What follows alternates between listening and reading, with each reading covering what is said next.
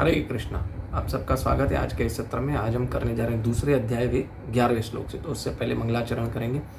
ओम अज्ञानतिमिरन्धस्य ज्ञानञ्जनशलाकया चक्षुरुन्मीलितं येन तस्मै श्रीगुरुवे नमः। श्रीचैतन्य मनोभीष्टं स्थापितं येन भूतले स्वयं रूप कदा मह्यं ददाति स्वपदान्तिकं। वन्देऽहं श्रीगुरु श्रीयुतपदकमलं श्रीगुरून् वैष्णवांश्च श्रीरूपं साग्रजातं सहगण रघुनाथान्वितां तं सजीवं साद्वैतं सावधूतं परिजनसहितं कृष्ण चैतन्य देवं श्री राधा कृष्ण पादां श्री ललिता विशाखान्वितांश्च। हे कृष्ण करुणा सिंधु दीनबंधु जगतपते गोपेश गोपिका कांता राधा कांता नमस्तुते।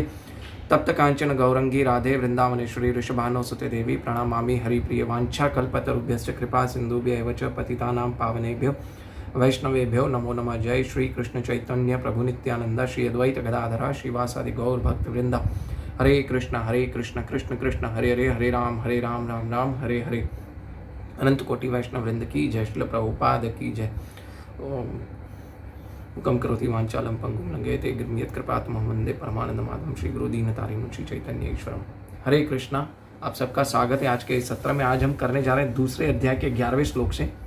तो इससे पहले हमने क्या देखा, जस्ट क्विक रिकैप करते हैं कि अर्जुन बहुत सारे पहले चैप्टर में बहुत सारे ये दे रहा था कि तर्क दे रहा था कि मैं युद्ध नहीं करूंगा, इस युद्ध नहीं करूंगा। फिर भगवान ने दूसरे अध्याय में कैसे तर्क दिया कि भगवान ने उसे बताया कि उसको सांत्वना देने के बजाय भगवान ने उसको डांटा कि तुम नपुंसक हो और तुम हृदय दौर्बल्य को प्राप्त मत हो और उठो और युद्ध करो।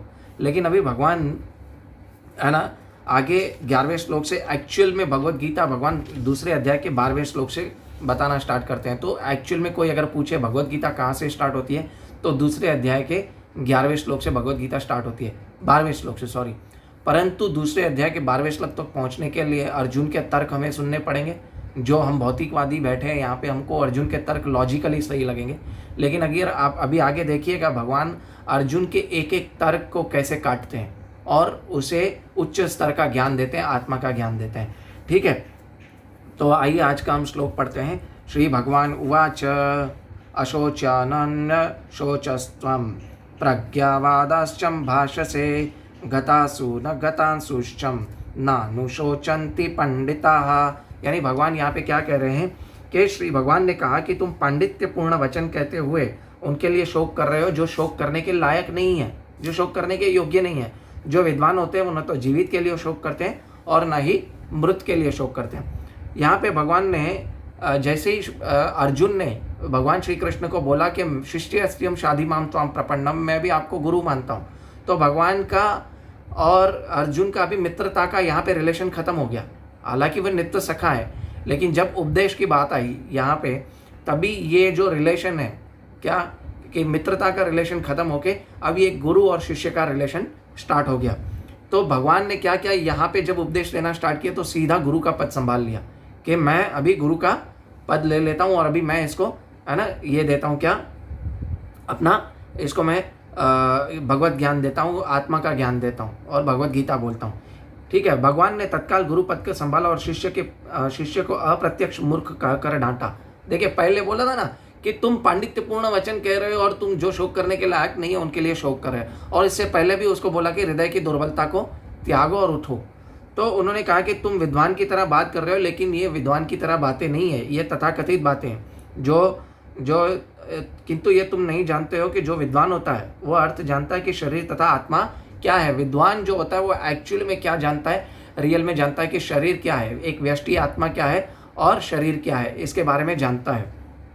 लेकिन किसी भी अवस्था में शरीर के लिए, चाहे जीवित हो मृत हो, उसके लिए शोक नहीं करना चाहिए। वो क्यों नहीं करना चाहिए, भगवान आगे हर श्लोक में उसको क्लियर करते जाएंगे कि एक जीवित तथा मृत के लिए शोक क्यों नहीं करना चाहिए। ठीक है, और भगवान इनको क्यों बोल रहे हैं कि जो शोक करने योग्य नहीं है उनके लिए तुम क्यों शोक कर रहे हो, क्योंकि भगवान को पता है। वो इसलिए बोल रहे थे कि जो भीष्म पितामह है और जो द्रोणाचार्य है, जो बाकी और योद्धा हैं जो दुर्योधन का साथ दे रहे हैं, वो अधर्म की साइड पे है। और सिर्फ वो अपना, उन्होंने क्या है कि अपने नमक का जो हल है, नमक का जो है जो अदा कर रहे हैं, फर्ज अदा कर रहे थे। लेकिन जब भी धर्म की बात हो तो अधर्म की साइड से हटके नमक का फर्ज अदा ना करना और जो है धर्म की साइड पे रहना ज़रूरी है। लेकिन यहाँ पे भीष्म पितामह और द्रोणाचार्य क्या कर रहे थे कि वो अधर्म का साथ दे रहे थे। इसलिए भगवान यहाँ पे क्या बोल रहे हैं कि तुम उनके लिए शोक कर रहे हो कि जो शोक करने के योग्य नहीं है। फिर अभी भगवत गीता के इस 12वें श्लोक में क्या बोल रहे हैं, न त्वेवाहं जातु नासं न त्वं नेमे जनाधिपाः न चैव न भविष्यमाः सर्वे वयमतः परम। ऐसा कभी नहीं हुआ कि मैं न रहा हूँ और तुम न रहे हो, अथवा ये समस्त राजा न रहे हो, और ऐसा भविष्य में कि भविष्य में हम लोग नहीं रहेंगे। अभी भगवान यहाँ पे बहुत ही अच्छी चीज़ बता रहे हैं। क्या बता रहे हैं कि ऐसा कभी नहीं होगा कि न तुम रह रहे हो और न मैं रह रहा हूँ। इसका मतलब क्या है, क्योंकि लोग तो बहुत कह रहे हैं ना कि हम लोग मरते हैं। एक्चुअली यहाँ पे भगवान बता रहे हैं कि जो हमेशा से थे हम और हमेशा रहेंगे का मतलब कि हम आत्मा हैं, हम शरीर नहीं है। तुम सच्चिदानंद हो, मैं भी सच्चिदानंद हूँ। तुम क्वालिटी वाइज सेम हो, क्वांटिटी वाइज हम अलग हैं, परंतु तुम्हारा जो अस्तित्व है वो हमेशा रहेगा, है ना। हम नित्य हैं। शरीर का अस्तित्व खत्म होता है, आत्मा का अस्तित्व कभी खत्म नहीं होता। यहाँ पे भगवान एक और चीज़ क्या बता रहे हैं पता है आपको, कि बता रहे हैं कि इतने जो भी राजा हैं यहाँ पे और जो सामने वाले लड़ रहे हैं, उनके लिए तुम्हें शोक करने की ज़रूरत नहीं है, क्योंकि वो जब भी मरेंगे और उनको तभी ये नया शरीर प्राप्त होगा। और दूसरा भगवान यहाँ पे एक बहुत ही अच्छा जो लोगों का जो क्या बोलते हैं, एक पॉइंट ऑफ व्यू होता है मायावाद, है ना। मायावाद फिलोसॉफी को भगवान एक फिलोसॉफी को यहाँ पे काट रहे हैं, क्योंकि मायावादी लोग क्या कहते हैं कि जब मर जाएंगे तो हम भगवान में ब्रह्म में लीन हो जाएंगे, लेकिन भगवान यहाँ पे स्पष्ट कह रहे हैं कि तुम्हारा और हमारा अस्तित्व सेम रहेगा। तो भगवान यहाँ पे मायावाद निराकारवाद को काट रहे हैं, कह रहे हैं कि तुम मृत्यु के बाद भी तुम्हारा अस्तित्व रहेगा और मेरा अस्तित्व रहेगा। तो मृत्यु के बाद जब ये अस्तित्व रहेगा मतलब क्या है, किसका अस्तित्व रहता है कि शरीर का परिवर्तन होता है, आत्मा का परिवर्तन नहीं होता। आत्मा हमेशा सेम रहती है। तो यहाँ पे भगवान ने मायावाद को जो लोग समर्थन करते हैं उसका भगवान ने सीधा सीधा यहाँ पे खंडन किया है। क्या कहा है देखिए, श्रील प्रभुपाद भी इस तात्पर्य में लिख रहे हैं, यह मायावेदांत सिद्धांत की मुक्ति के बाद आत्मा या आवरण के पृथक होकर निराकार ब्रह्म में लीन हो जाएगा, अपना अस्तित्व खो देगा। यहाँ पर अधिकारी भगवान श्री कृष्ण द्वारा पुष्ट नहीं हो पाता, है ना। भगवान श्री कृष्ण ये कह रहे हैं कि आत्मा कभी नहीं मरता है, और क्या होता है कि आत्मा का अस्तित्व हमेशा रहता है। ये अगर आपको कोई भी मायावादी बोले ना कि ब्रह्म में लीन हो जाते हैं, ये होते हैं, तो उनको ये श्लोक पढ़ाइएगा। इससे क्या होता है कि पता चल जाता है कि मायावाद का खंडन हुआ है। भगवान यहाँ पे मायावाद को सपोर्ट नहीं कर रहे हैं। और भगवान यहाँ बहुत लोग ये भी बोलते हैं निराकारवादी कि पहले भगवान निराकार थे, फिर साकार हुए और अब जाके फिर से ब्रह्म में लीन हो जाएंगे, तो भगवान एक्चुअली ब्रह्म है। तो इससे भी एक 14वें अध्याय के 27वें श्लोक में भगवान कहते हैं कि ब्रह्मणों प्रतिष्ठा अस्मि, यानी जो ब्रह्म है उसकी भी प्रतिष्ठा मैं हूँ, है ना। तो जो ब्रह्म है, जो तेज है ना, जो ब्रह्म आता है वो भगवान के शरीर की कांति है, वो भगवान के शरीर का तेज है ना। ब्रह्मणों प्रतिष्ठा अस्मि, तो ब्रह्म जो है वो भगवान द्वारा ही आया है, जो लीन है। एक सीधा नॉलेज है। एक श्रीमद् भागवतम में एक श्लोक आता है, उसमें बताते हैं कि परम सत्य को जानने के लिए 3 स्टेजेस है, ब्रह्म, परमात्मा और भगवान। लेकिन जो ब्रह्म को जानता है वो कौन से स्टेज पे है, वो केजी के स्टेज पे है ना। जूनियर केजी, सीनियर केजी में जो व्यक्ति पढ़ता है ना, वो केजी के स्टेज पे है। और जो व्यक्ति परमात्मा को जानता है वो 10वीं या 12वीं पास कर चुका है, ठीक है, अपने हृदय में परमात्मा को देखता है। लेकिन जो भगवान को देखता है वो क्या है, वो PhD कर चुका है ना, वो ग्रेजुएशन और PhD कर चुका है। क्यों? क्योंकि जो भगवान को जानता है वो ब्रह्म और परमात्मा दोनों को जानता है, और जो ब्रह्म को सिर्फ जानता है उसका नॉलेज अधूरा है, और जो सिर्फ परमात्मा को जानता है उसका भी नॉलेज अधूरा है। एक सिंपल एग्जांपल दूंगा कि एक गांव में पहली बार ट्रेन आ रही थी स्टेशन पे, तो गांव के सरपंच ने बोला कि आप जाओ और ट्रेन देख के आओ कि कैसी दिखती है। तो एक व्यक्ति पहले दिन सुबह 4 बजे गया, अंधेरे में ट्रेन आ रही थी, तो उसने देखा दूर से ना ट्रेन की लाइटें जल रही हैं, चमक रही है। तो भाग के अपने सरपंच के पास गया और बोला कि है ना ट्रेन है ना लाइट है, लाइट, ठीक है। फिर दूसरे सुबह को है ना, मतलब जो सरपंच था वो मूर्ख नहीं था, वो चतुर था। तो वो क्या हुआ, वो संतुष्ट नहीं हुआ। तो फिर उसने क्या किया कि उसने दूसरे आदमी को भेजा, है ना। तो जब उसने दूसरे आदमी को भेजा तो देखा कि ट्रेन आके रुकी दूसरे दिन, तो उसने बोला हाँ ट्रेन में डब्बे हैं, मस्त है ट्रेन में। तो वो दूसरे दिन आके जाके बैठा कि ट्रेन में ऐसे डब्बे हैं और आके खड़ी रहती है, बहुत लंबी है ट्रेन। तो सरपंच उसके भी आंसर से क्या हुए, संतुष्ट नहीं हुए। फिर भगवान क्या है, वो सरपंच ने तीसरे आदमी को भेजा तीसरे दिन और कहा कि जाओ ट्रेन देख के आओ कैसे होती है। तो जब ट्रेन आके रुकी ना, तो वो आदमी क्या हुआ, अंदर गया, देखा इसमें सीटें हैं, एसी है, टॉयलेट है, इंजन है, ट्रेन को यू टर्न नहीं लेना पड़ता, ट्रेन का इंजन शिफ्ट होता है दूसरी तरफ, ऐसा सब कुछ बताया, पूर्ण नॉलेज बताया। तो इसी तरह जब हम परम सत्य की खोज में आते हैं ना, परम सत्य क्या है, वो भगवान श्री कृष्ण है। तो परम सत्य जो एग्जैक्टली आपको जानना है तो वो क्या है कि भगवान को जानना। ब्रह्मेति परमात्मेति ठीक है, गलत नहीं है, लेकिन वो नॉलेज क्या है, अधूरा है। ठीक है, तो यहाँ पे भगवान ने क्या किया है कि यहाँ पे भगवान ने मायावाद को काटा है। इसके तात्पर्य में भी श्रील प्रभुपाद ने लिखा, हमने आपको बता दिया। और जो आत्मा है उसका अस्तित्व हमेशा रहता है ना। इससे पता क्या चलता है कि आत्मा कभी विनाश नहीं होती। तो गीता में कई स्थलों पर इसका उल्लेख हुआ है कि आध्यात्मिक अस्तित्व केवल समझना भगवत भक्तों द्वारा ज्ञेय है। यानी जो भगवान के भक्त होते हैं, शुद्ध भक्त होते हैं, वो ही श्रीमद् भगवत गीता को सही तरह से समझ पाते हैं। ठीक है, फिर यदि कोई अस्तित्व का अभिप्राय अनुगम्य ब्रह्मांड से, तो भगवान द्वारा उपदेश देने की कोई आवश्यकता नहीं थी। आत्मा तथा परमात्मा का द्वैत शाश्वत तथ्य इसकी पुष्टि द्वारा होती है कि जैसे ऊपर से कहा जा चुका है। यानी आत्मा का अस्तित्व हमेशा अलग रहता है, हम अलग हैं, भगवान अलग है, लेकिन हम क्वालिटी वाइज सेम है। अच्छा, बहुत लोग बोलते हैं कि ब्रह्म में लीन होना, ब्रह्म में लीन नहीं होना। एकाकार का एक्चुअल मीनिंग क्या है पता है, कि हम भगवान की और हमारी इच्छा सेम हो। श्री चैतन्य मनोभीष्टम हम बोलते हैं ना जब ही, तो एकाकार मतलब हमारी और भगवान की जो इच्छा है वो सेम होनी चाहिए। भगवान की इच्छा क्या है, हम भगवान से प्रेम करें और पूरे भगवत गीता का हम प्रचार करें। और हमारी भी इच्छा यही होनी चाहिए कि मैं भगवत गीता का प्रचार करूं, भगवान की सेवा करूं। तो ये इसका एक्चुअली एकाकार होने का मतलब ये है, ना कि एकाकार मतलब ब्रह्म में लीन हो जाना। ठीक है, तो श्री चैतन्य मनोभीष्टम जब भी हम बताते हैं ना, गाते हैं, बोलते हैं ना इसमें मंगलाचरण में, तो एक्चुअली इसका मतलब ये होता है, श्री चैतन्य मनोभीष्टम एकाकार का एक्चुअल मतलब ये है। ठीक है, अभी भगवान आगे श्लोक में बताते हैं, शरीर का स्तर बताते हैं। ठीक है, शरीर के साथ क्या होता है पहले, फिर भगवान आत्मा पे आएंगे। ठीक है, देहीन अस्मिनो यथा देहेम कौमारम यौवनम जरा तथा देहांतर प्राप्तिम धीरम न मुह्यति।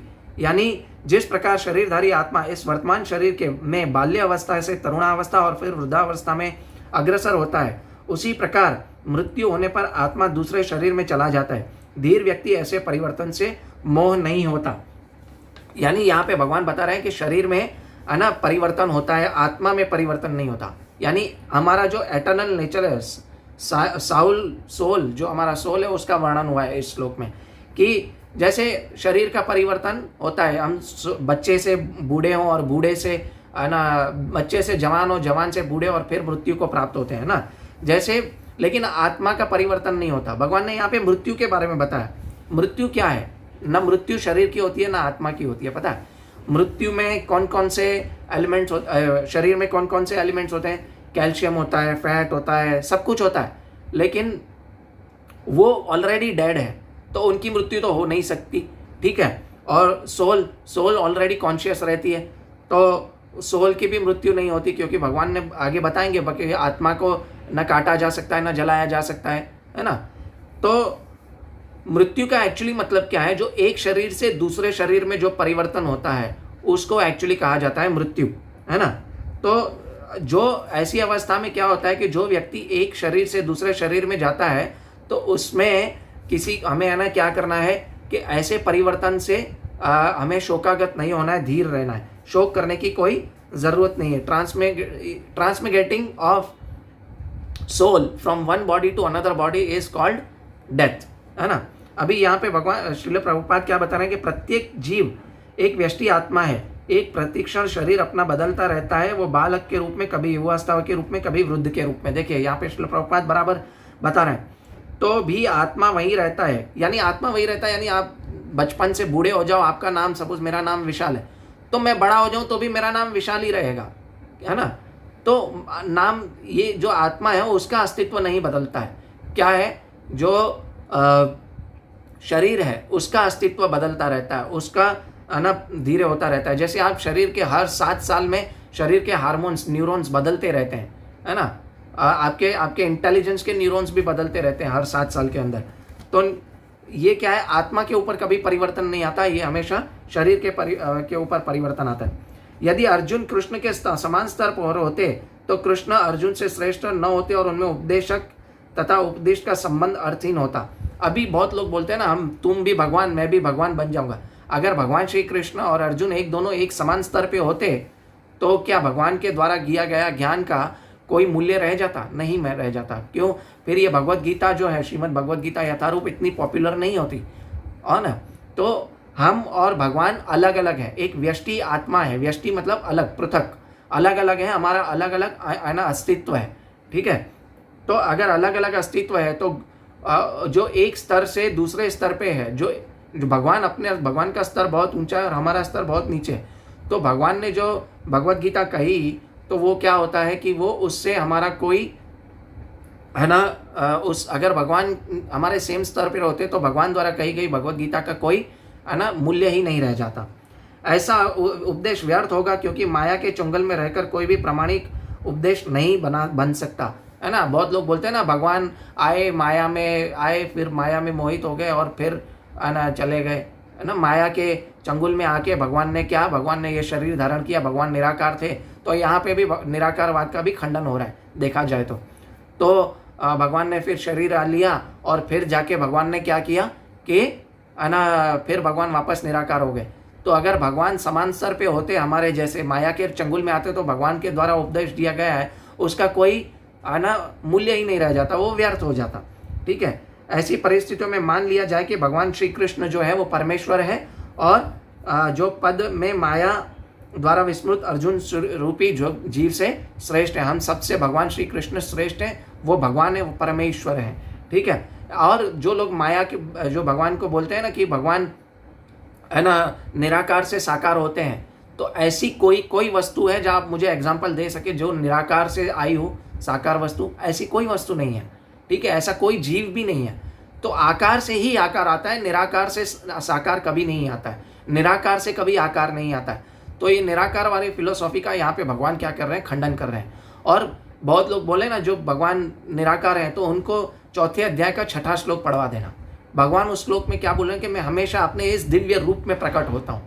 तो भगवान का जो रूप है वो दिव्य है, जो भगवान का शरीर है वो भी दिव्य है। तो भगवान क्या है, साकार है, ठीक है। अभी 14वें श्लोक में भगवान क्या बोलते हैं, मात्रा स्पर्शा तु कौन्तेय शीतोष्णो सुख दुःखदा आगम, क्या बोले, आगम अपायिनः अनित्यातान तितिक्ष्व भारत। यानी भगवान यहाँ पे बोल रहे हैं कि हे कुंती पुत्र, सुख तथा दुख दोनों क्षणिक है और उनका उदय तथा कालक्रम में उनका अंतर्ध्यान होना सर्दी तथा गर्मी के ऋतुओं में आने जाने के समान है।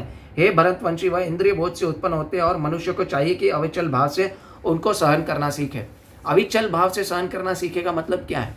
भगवान यहाँ पे 2 चीजें बता रहे हैं। आपको पता है कि भगवान बता रहे हैं सुख और दुख में संभाव रहो। सुख और दुख में संभाव रहने का मतलब क्या है? पहले तो भगवान बोल रहे हैं सहन करना सीखो। और सहन कब करना सीखेंगे? जब हम भगवान की भक्ति करेंगे तब हम सुख और दुख को सहन करना सीखेंगे। क्योंकि देखिए है ना, सुख और दुख में विचलित नहीं होने का मतलब क्या है कि कोई भी परिस्थिति हो भगवान को नहीं भूलना, है ना। भगवान का हमेशा जो हमारा जो हमने संकल्प लिया हुआ है कि मैं 16 माला करूंगा, भगवत गीता पढ़ूंगा, वो कितने भी दुख आ जाए और कितना भी सुख हो जाए, है ना, कितना भी प्रलोभन आ जाए और कितना भी है ना दुख आ जाए, लेकिन हमारे क्या करना है, भगवान का नाम जप करना नहीं भूलना है। और भगवान का जो हमें भगवान की जो वाणी है, भगवत गीता है, उसको पढ़ना नहीं भूलना है। ये होता है सुख दुख में विचलित नहीं होना और सुख दुख को सहन करना, ठीक है। कर्तव्य निर्वाह के लिए मनुष्य को सुख तथा दुख क्षणिक आने जाने को सहन करने का अभ्यास करना चाहिए। और वैदिक आदेश अनुसार मनुष्य जनवरी फरवरी के मास में प्रातःकाल स्नान करना चाहिए और उस समय अत्यंत ठंडी पड़ती है, किंतु धार्मिक नियमों का पालन करने वाला स्नान करने में तमिक भी झिझकता नहीं है। यहाँ पे श्रील प्रभुपाद बहुत अच्छा एग्जाम्पल दे रहे हैं कि सुख दुख सर्दी गर्मी में हमें सामान्य रहने का मतलब क्या है कि बहुत ठंडी भी हो ना तो भी आदेश स्क्रिप्चर्स के अनुसार आप सुबह जल्दी उठ के ठंडे पानी से नहाना है। ये मतलब एक भगवान श्रील प्रभुपाद सिर्फ एक एग्जाम्पल दे रहे हैं, ठीक है। इस प्रकार युद्ध करना क्षत्रिय का धर्म है, ठीक है। मनुष्य को अतः उसे अपनी किसी मित्र या परिजन से भी युद्ध करना पड़े तो अपने धर्म से विचलित नहीं होना चाहिए। क्यों? क्योंकि वो धर्म के स्थान पर खड़ा है और जो सामने वाले हैं वो क्या है, वो अधर्म की साइड पे है। तो हमें, हमारा भाई भी अगर अधर्म की साइड पे तो उससे युद्ध करना पड़े तो हमें झिझकना नहीं चाहिए। मनुष्य को ज्ञान के प्राप्त करने के लिए धर्म के विधि विधान के पालन करने होते हैं, क्योंकि ज्ञान तथा भक्ति से ही मनुष्य अपने आप को माया के बंधन से छुटकारा पा सकता है। यानी अभी सुख दुख में विचलित नहीं होने का मतलब क्या है? सुख और दुख है क्या? सुख और दुख ये है कि हमारे अपनी मेंटल स्पेकुलेशन है, ठीक है। हम अगर भगवान श्री कृष्ण की शरण में जाएंगे तो हमें सुख और दुख में न शोचती न कांक्षती, हम सुख दुख में संभाव रहेंगे। और एक और मुझे एग्जाम्पल याद आ रहा है कि एक व्यक्ति बहुत दुखी था, तो उसको उनके गुरु के पास गया और गुरु ने क्या दिया, एक पर्ची दी, 2 पर्ची दी। बोला जब तू अत्यंत दुखी हो तो ये पर्ची पढ़ना, और जो अभी तू अत्यंत सुखी हो तभी ये पर्ची पढ़ना, खोल के पढ़ना। तो ठीक है, वो व्यक्ति एकदम अत्यंत दुखी था, तो उसने क्या किया कि वो पर्ची खोल के पढ़ी और उसमें क्या लिखा था, ये समय भी निकल जाएगा। फिर धीरे धीरे वो अपना बढ़ा आगे, सुख हुआ, बहुत सारा सुख मिला उसको। फिर उसमें ना बहुत सारा सुख मिला तो उसको गुरुजी की पर्ची याद आई और वो उसने खोला और बोला ये समय भी निकल जाएगा। तो सुख और दुख क्या है, भगवान बोल रहे हैं ये ऋतुओं की तरह, गर्मी तथा सर्दी की तरह क्षणिक है, और ये है ना, इसमें विचलित नहीं होना चाहिए और वो निकलना चाहिए। इसमें एक्चुअली भगवान श्री कृष्ण अर्जुन को कौंते और भारत करके है ना संबोधित करते हैं। भगवान इसलिए उसको संबोधित कर रहे हैं क्योंकि कौंते कर संबोधित प्रकट किया, क्योंकि उसके माता के कुल से आ रहा है, वो भी एक उच्च कुल है, और अपने पितृकुल से भी संबंध, भारत पितृकुल से भी संबंध है। यानी दोनों क्या है, महान विरासत है और दोनों ही क्षत्रिय है। तो भगवान उसको बोल रहे हैं तुझे अपना क्षत्रिय धर्म नहीं भूलना चाहिए, कर्तव्य निवारपति, तुम्हें क्या करना पड़ता है, अपना उत्तरदायित्व निभाना पड़ेगा। अतः अर्जुन को अपना युद्ध से विमुख नहीं होना चाहिए था, ठीक है। फिर अभी भगवान 15वें श्लोक में बोलते हैं, हे पुरुष श्रेष्ठ अर्जुन, जो पुरुष सुख तथा दुख में विचलित नहीं होता और इन दिनों में संभाव रहता है वह निश्चित रूप से मुक्ति के योग्य है ना। ऐसा व्यक्ति मुक्ति के योग्य है जो सुख और दुख में विचलित नहीं होता। मैंने बताया ना, सुख और दुख में विचलित नहीं होने का मतलब क्या है कि कोई भी परिस्थिति हो भगवान का भजन नहीं भूलना चाहिए। अगर हम भगवान का भजन करते रहेंगे सुख और दुख में, तो क्या होगा कि हम मुक्ति के पथ पर अग्रसर होते रहेंगे। फिर भगवान बोलते हैं कि तत्वदर्शियों का निष्कर्ष कहलाता है कि जो भौतिक शरीर का तो न कोई चिरस्थायी अस्तित्व है और न, किंतु सत आत्मा अपरिवर्तित होती है। आत्मा अपरिवर्तित है और उन्होंने दोनों की प्रकृति का अध्ययन द्वारा निष्कर्ष निकाला है। यानी परिवर्तनशील जो शरीर होता है ना, वो टेम्पररी है, वो बॉडी जो है वो टेम्पररी है, लेकिन क्या है कि उसमें 6 परिवर्तन आते हैं। श्रील प्रभुपाद इसके अंदर परपट में बताते हैं कि शरीर में 6 परिवर्तन कौन कौन से आते हैं। हालांकि इस परपट में नहीं है, मैं बताऊंगा आपको 6 परिवर्तन क्या है। पहले तो वो जन्म लेता है, फिर बढ़ता है, फिर थोड़े समय के लिए सेम रहता है ना, 30 से 40 की एज में सेम रहता है, फिर वो धीरे धीरे उसकी बॉडी क्षीण होती जाती है ना, वृद्ध अवस्था में पहुंचा है, बीमारी आती है और फिर वो मृत्यु को प्राप्त होता है, ठीक है। तो ये शरीर के अंदर परिवर्तन आता है, आत्मा के अंदर परिवर्तन नहीं आता। शरीर क्या है, वो टेम्पररी है, यहाँ पे भगवान बता रहे हैं, और आत्मा क्या है, वो सच्चिदानंद है, वो हमेशा रहेगी, सत्य है। इसलिए यहाँ पे क्या बोला है, सत्य का, किंतु सत्य आत्मा अपरिवर्तित रहता है। तो यहीं से भगवान द्वारा अज्ञान से मोहग्रस्त जीवों का उपदेश देने का शुभारंभ होता है।